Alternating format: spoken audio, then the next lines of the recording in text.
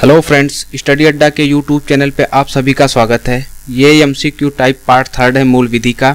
इसके अंतर्गत हम पर्यावरण संरक्षण अधिनियम 1986 और वन्य जीव संरक्षण अधिनियम 1972 के विषय में जितने भी क्वेश्चंस पूछे गए हैं उनके बारे में चर्चा करेंगे और कुछ नए क्वेश्चंस भी ऐड किया हुआ है मैंने, जो आपके आने वाला पेपर है 17 से जो स्टार्ट हो रहा है उसके लिए बहुत ही इंपॉर्टेंट है।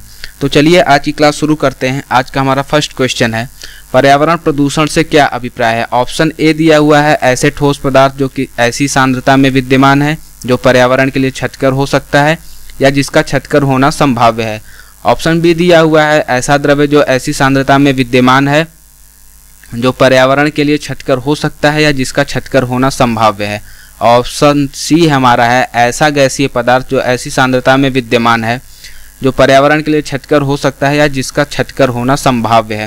तो यहाँ पे ऑप्शन जो डी दिया हुआ है हमारा है वो है उपरोक्त सभी। यहाँ तो ऑप्शन डी हमारा सही है कि उपरोक्त जितने भी कारक दिए हुए हैं ए बी सी ऑप्शंस में वो तीनों ही पर्यावरण प्रदूषण से संबंधित हैं। चलते हैं हम नेक्स्ट क्वेश्चन पे हैं। हमारा नेक्स्ट क्वेश्चन है, सर्वोच्च न्यायालय द्वारा समुचित पर्यावरण के अधिकार को किस मौलिक अधिकार में शामिल किया गया है। तो यहाँ पे जो ऑप्शन बी ए दिया हुआ है समता के अधिकार, ऑप्शन बी है हमारा प्राण एवं दैहिक स्वतंत्रता।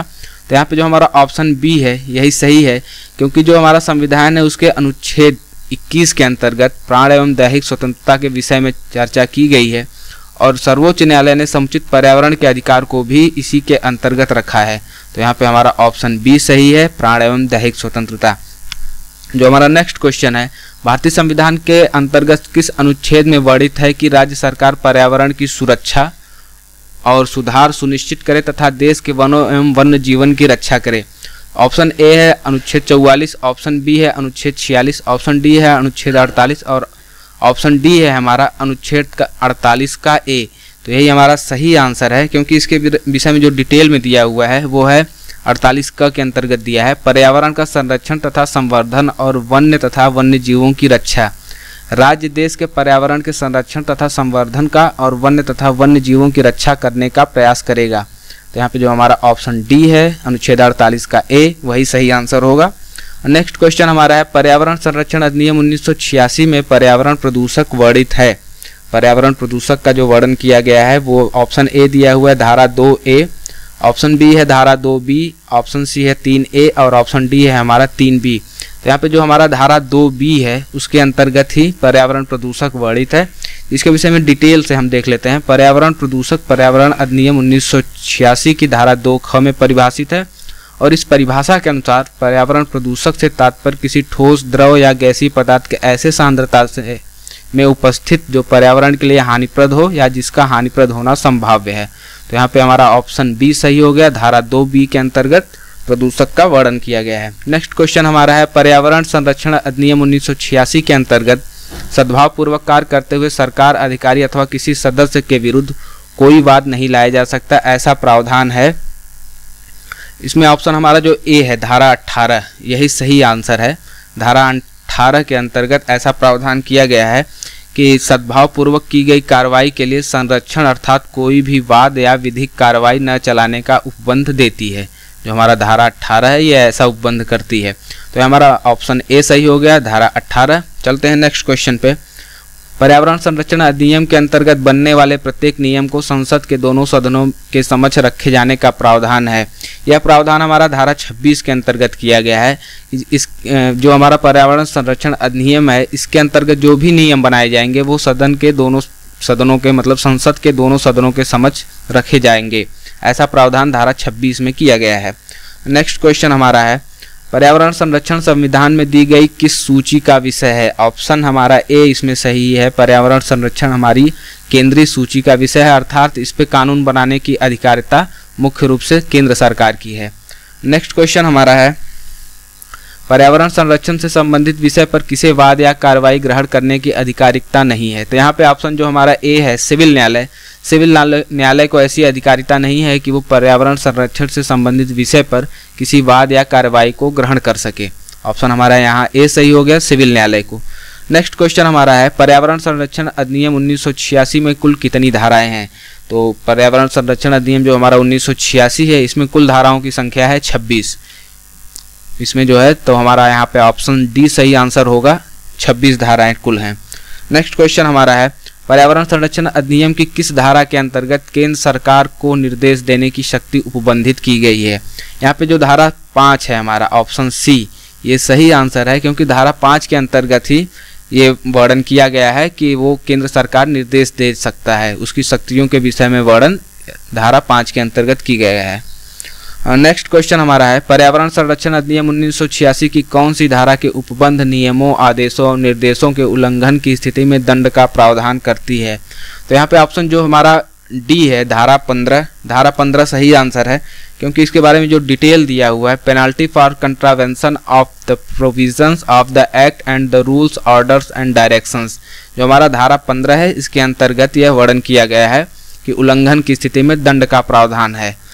नेक्स्ट क्वेश्चन हमारा है, वन्य जीव संरक्षण अधिनियम के अंतर्गत जानवर शब्द परिभाषित किया गया है।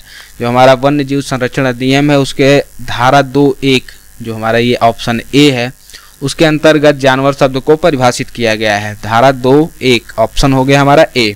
नेक्स्ट क्वेश्चन हमारा है, वन्य जीव संरक्षण अधिनियम के अंतर्गत शिकार को निषिद्ध किया गया है।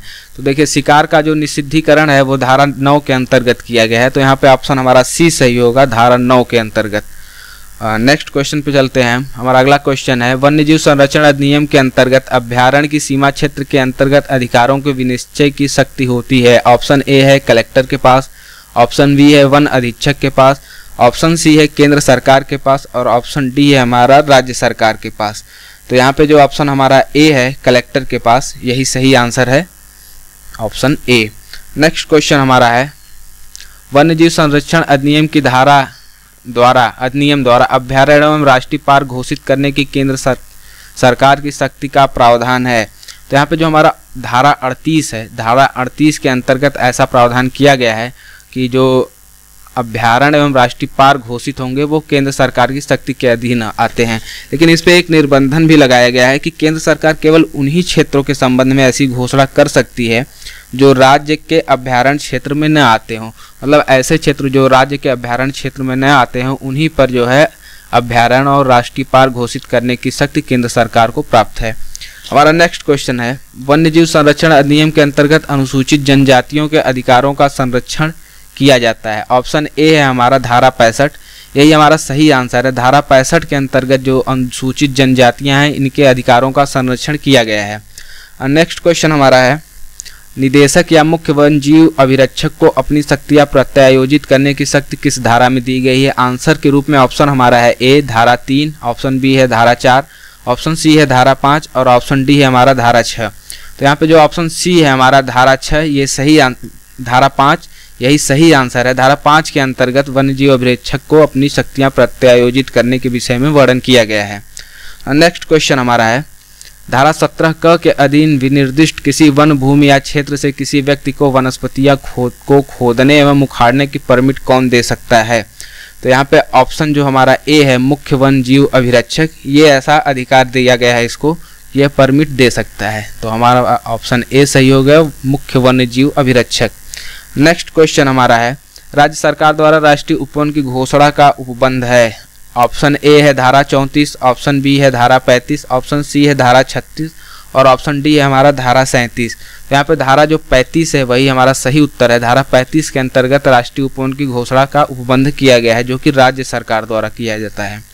नेक्स्ट क्वेश्चन हमारा है, प्रतिबंधित वन्यजीव के शिकार की अनुमति कब दी जा सकती है? तो ऑप्शन ए दिया हुआ है जब वन्यजीव मानव के लिए खतरनाक बन जाए, ऑप्शन बी है जब वन्यजीव इतना अशक्त हो जाए कि पुनः स्वस्थ संभव न हो, और ऑप्शन सी है जब वन्यजीव इतना बीमार हो कि पुनः स्वस्थ होना असंभव हो। तो यहाँ पे ऑप्शन जो डी हमारा दिया हुआ है ये है उपर्युक्त में से किसी भी परिस्थिति में।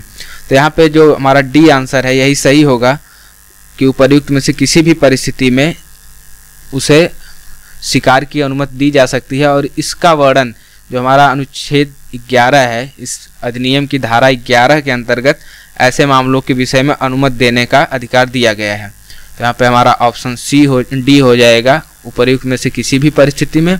और यह धारा जो हमारा 11 है, इसके अंतर्गत ऐसा प्रावधान किया गया है।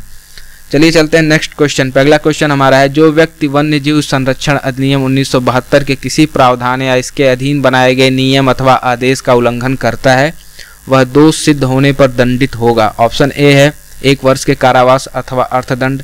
ऑप्शन बी है कारावास जिसकी अवधि 3 वर्ष तक की हो सकती है, या अर्थदंड जो 25,000 रुपये तक का हो सकता है, या दोनों। ऑप्शन सी है हमारा 3 वर्ष का कठोर कारावास, और ऑप्शन डी है 6 माह तक के कारावास और अर्थदंड दोनों। तो यहाँ पर जो हमारा ऑप्शन बी है यही सही आंसर होगा। ऑप्शन बी के विषय में दिया हुआ है कि कारावास जिसकी अवधि 3 वर्ष तक की हो सकती है, या अर्थदंड जो 25,000 रुपये तक का हो सकता है, या दोनों। इसके विषय में जो डिटेल दिया हुआ वो ये है कि धारा 51 में दंड का प्रावधान किया गया है, और इस अधिनियम के विरुद्ध अपराध के दोषी को 3 वर्ष तक का कारावास, 25,000 रुपये का जुर्माना, या तो दोनों हो सकता है। तो यहाँ पे हमारा ऑप्शन बी सही हो गया है। चलते हैं नेक्स्ट क्वेश्चन पे। पर्यावरणीय प्रयोगशाला को स्थापित करने की शक्ति किसे है? ऑप्शन ए है हमारा केंद्र सरकार, ऑप्शन बी है राज्य सरकार, ऑप्शन सी है हमारा न्यायालय, और ऑप्शन डी है उपर्युक्त में से कोई नहीं। तो यहाँ पे जो हमारा ऑप्शन ए है केंद्रीय सरकार, यही सही आंसर है, क्योंकि पर्यावरणीय प्रयोगशाला स्थापित करने की शक्ति धारा 12 के तहत, जो हमारा धारा 12 है इसके तहत केंद्र सरकार को प्रदान किया गया है। नेक्स्ट क्वेश्चन हमारा है, भारतीय संविधान के किस अनुच्छेद में प्राकृतिक पर्यावरण आदि की रक्षा करने का मूल कर्तव्य के रूप में विहित किया गया है? तो देखिए जो हमारा मूल कर्तव्य है वो ऑप्शन जो हमारा डी है, अनुच्छेद 51 का 6, उसके विषय में ये वर्णन किया गया है। इसके विषय में डिटेल थोड़ा देख लेते हैं हम।